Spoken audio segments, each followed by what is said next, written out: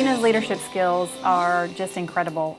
She is hardworking, she's organized, she's very organized, and she's inspirational. I mean, she's a great person to work with as a leader and someone that will, get alongside you and work really hard in whatever you're doing. Deena and I also have a more personal connection in that both of our families have adopted children through the foster care system here in Texas. Deena and Ben's investment, in providing a home forever, a forever home and a loving home to children who were removed from their home is just a really great example of how personally she takes things and her role in the community, as well as her passion for children. And I think it's a great example of what a great leader she is and what a great person and mother she is.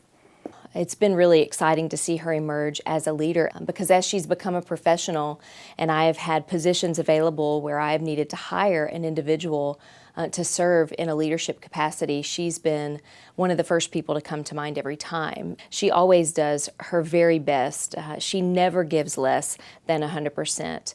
And to me, that is really what you're looking for in a leader, and that is what Deena is. Deena is a past president of the board. She is our current vice chair of the board, and she's worked very, very hard on our behalf in both roles for the organization.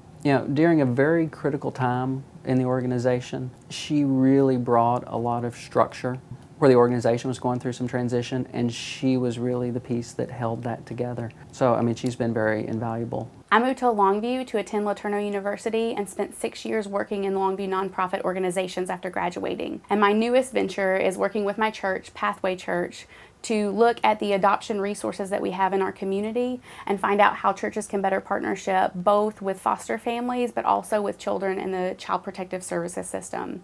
My heart is for kids in adoption. My husband and I adopted our 2 children this past year, and it is a big place of where I'm going in the future with volunteering. The best leaders live with a posture of courage and humility, the willingness to step out for great things and the willingness to admit that they're wrong when they make mistakes. It's about more than accomplishments, but rather a lifestyle that's worth living. Leadership isn't a position that we're offered, but the byproduct of living intentionally with passion and purpose. My prayer is that I'm constantly aware of what I've been given and that I live my life in a way that's honorable to God and my community.